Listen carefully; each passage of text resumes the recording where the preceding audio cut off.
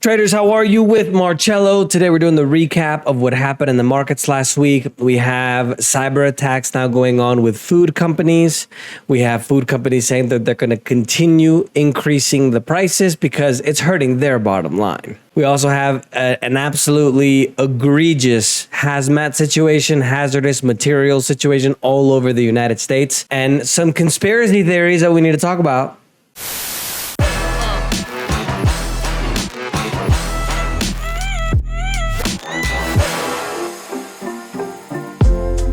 Overall, the U.S. indexes this week had the worst session of the year on Tuesday, the worst day of the year so far. Overall, for the week, the U.S. markets are negative, including those of Canada. We had a situation this week where basically there was very good economic data, especially in the job front. So the amount of people that were requesting unemployment benefits actually dropped instead of going up. And what that indicates is, well, the economy's be doing great. People are, they can go out and find a job, no problem. So that creates the fear that the central bank in the United States is going to continue to increase rates. If they're going to continue to increase rates, the expectation of the economy goes down because obviously it's going to put the brakes on everything, considering that the United States economy is about close to 70%, 70 consumer spending. If they raise interest rates, people can afford less houses, less cars. Everybody's buying things on credit nowadays as well, since the personal debt level in the United States is reaching record levels. So that's basically what happened this week. So the first thing, I didn't know where to put this.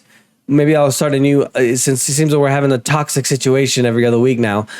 If you guys look at this map, share it, Esteban or Michael. The map shows you the picture of all the hazmat situations in the United States. And I don't know about you guys, I've been in this industry now for close to 23 years next year, and I'm kind of trained to see patterns, right? I've never seen something like this before where there's so many accidents over and over again. And I don't know if you guys have been noticing as well the amount of earthquakes.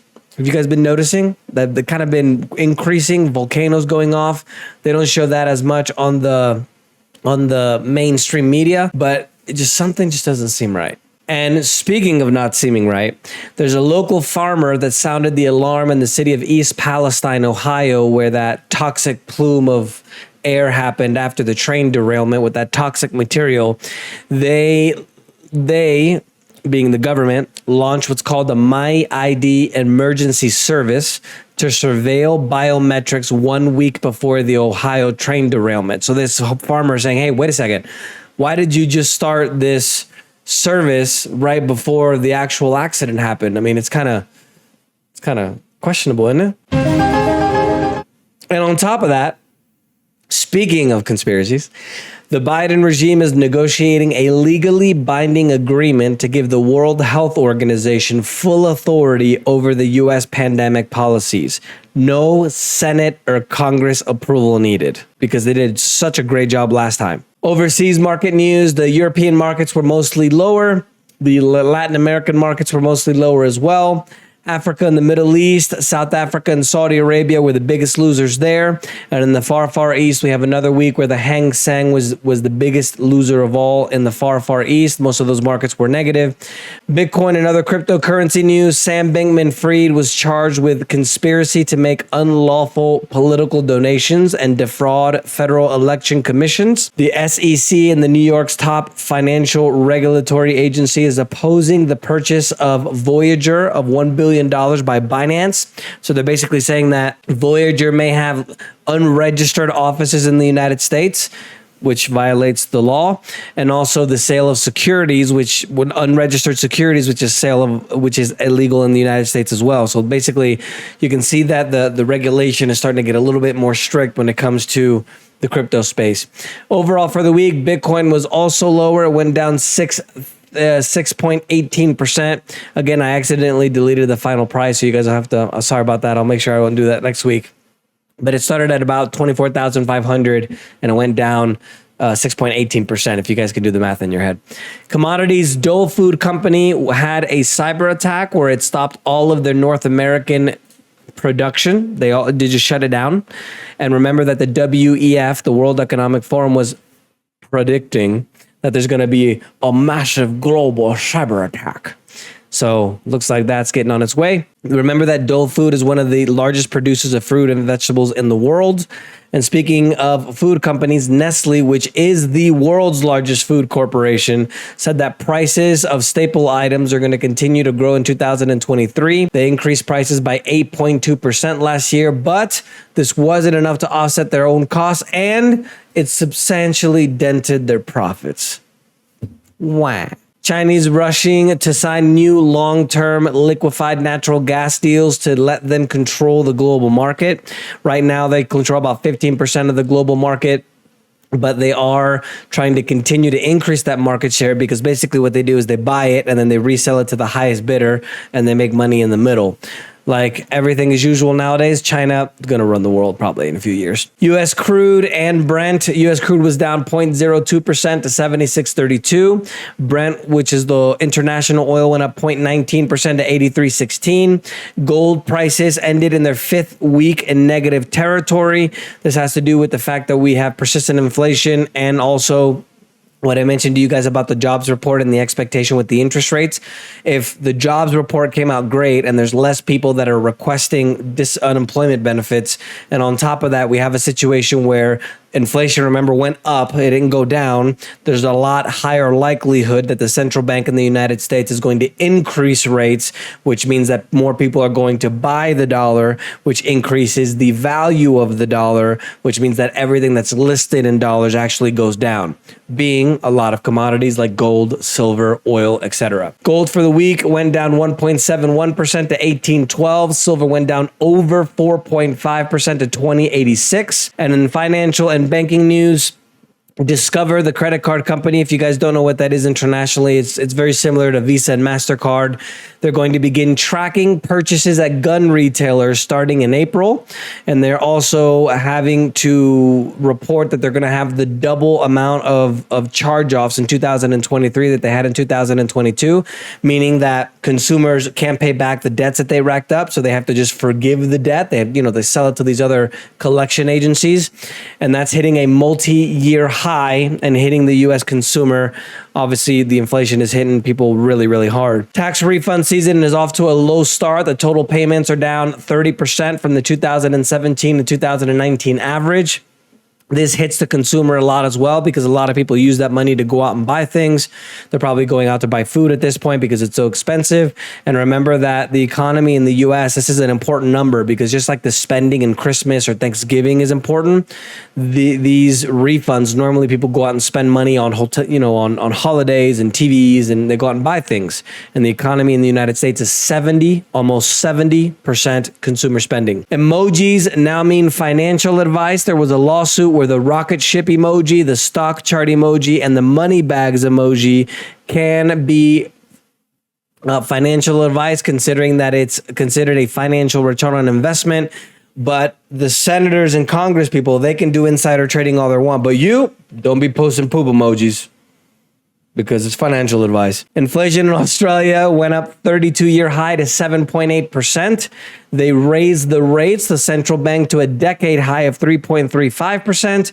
They're starting to get concerned about the risk of not being able to contain inflation. It's actually common sense here, guys. If your inflation is at 7.8% and your rates are at 3.35, that difference between the two is going to do nothing. Interest rates actually have to be above the inflation rate to cool down the inflation. The Labor Department is reporting that the cost of food consumed in U.S. homes has gone up 11.3% in January from a year earlier. Now, I always tell you guys a story. Some of you guys catch on, and thank you guys for leaving the comments of how much your food bills have gone up. I went to Five Guys during the pandemic in 2020, and it was about $20, max $24 for two people, two fries, two burgers. And now the last time that I went, which was in the same area, right? It wasn't like I was going to Cincinnati or a poor, Cincinnati isn't poor, but it's not like I was going to a lower cost living state or anything compared to New York or something like that. I literally went in the same area. And now instead of it costing $20, $24 max for two people, it was $20 just for me, for one person. So when they tell us that the inflation rate is 11%, it's actually a lot higher than that, right? Because if it doubled on me in 2 years, it means that the inflation rate for food is 55%. 0.50%. The political news, there were deaths of scientists in East Palestine, Ohio, that were on a plane that accidentally crashed. They worked for the company that was going to test the water, and they were literally going to East Palestine, and then they crashed.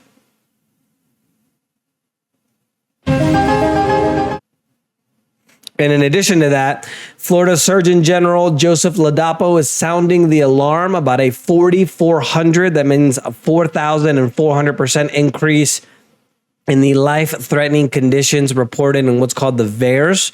This is I don't want to say, but the thing in your arm, the VA, ending with seen, adverse event reporting system, since the 2021 rollout of the things in your arm for the pandemic. And if you guys didn't know, the system exists because when people get the things in your arm, they go and report the adverse effects in the system. So he's saying that, hey, why isn't anybody talking about the fact that this has exploded 4,400%? Economic news, Japan, which is the third largest economy in the world, saw manufacturing activity contract at its fastest pace in the last 30 years.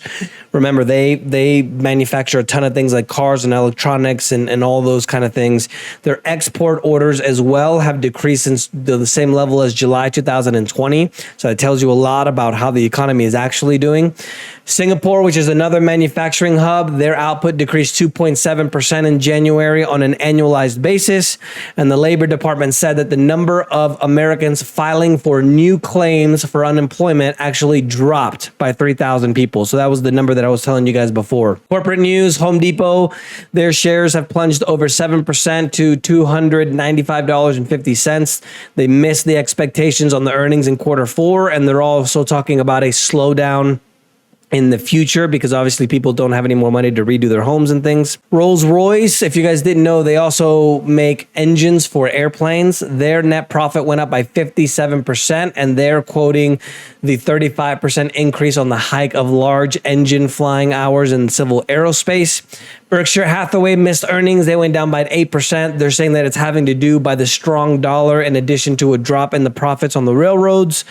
And in trade news, the G7, which is the countries of Canada, France, Germany, Italy, Japan, the UK, and the US, are preparing new sanctions on Russia because of the invasion in Ukraine, targeting key economic sectors and other things that, well, they just want to debilitate. It looks like Russia.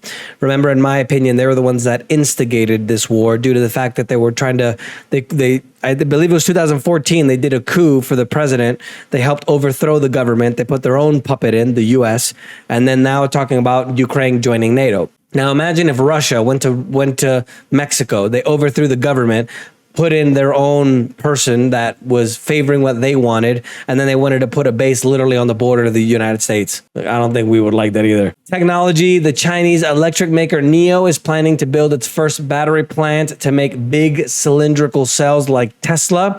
They're looking to stop their reliance on battery manufacturers like contemporary Amperex Tech.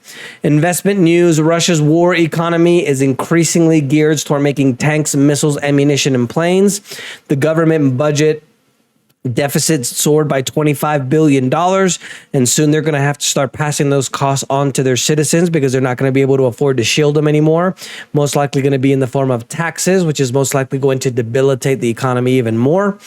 In other investment news, February 20, there was a power minister in India. They want to try to avoid the blackouts that are, for example, plaguing South Africa. They invoked an emergency rule to produce coal power at maximum capacity, especially for the ones that import the coal from overseas. And they want to be able to run flat out for 3 months to be able to try to avoid the blackouts during the summer season. South Africa, which at one point was one of the most what's the best way to phrase it in English? One of the most up and coming economies in the world.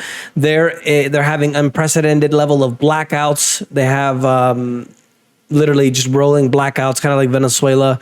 And it's ironic because before everything was working just fine in South Africa. And there's a company called Apollo.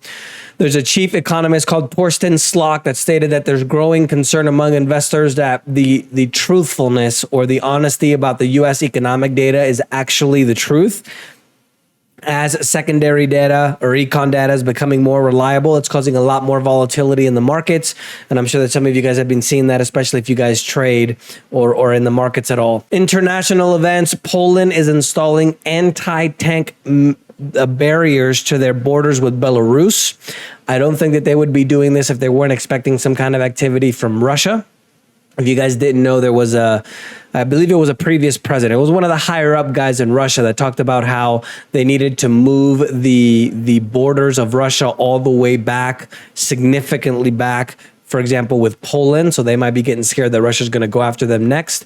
And there was another earthquake in the region of Turkey after those two big ones that killed over 47,000 people, unfortunately.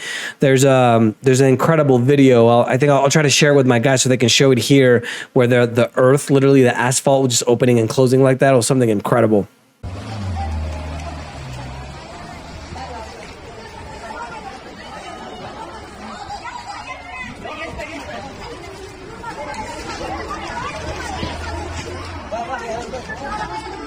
Italy could have another drought. The Alps in the Italian region have 50% less than the amount of snowfall that they get normally. And the longest river in Italy, called the River Po, has 61% less water than the normal time this year. Venice, which normally has a problem with flooding, they're blaming low tides, but they're saying that due to the low tides, they're not able to ride in gondolas, water taxis, and ambulances in some of the canals. Kind of ironic, right? They've been telling us about rising water levels for so long, and Venice, which is on the ocean, is suffering from low tides, not high tides. Unusual facts: archaeologists discovered 4,500-year-old remains in the lost palace of an ancient Sumerian city in southern Iraq.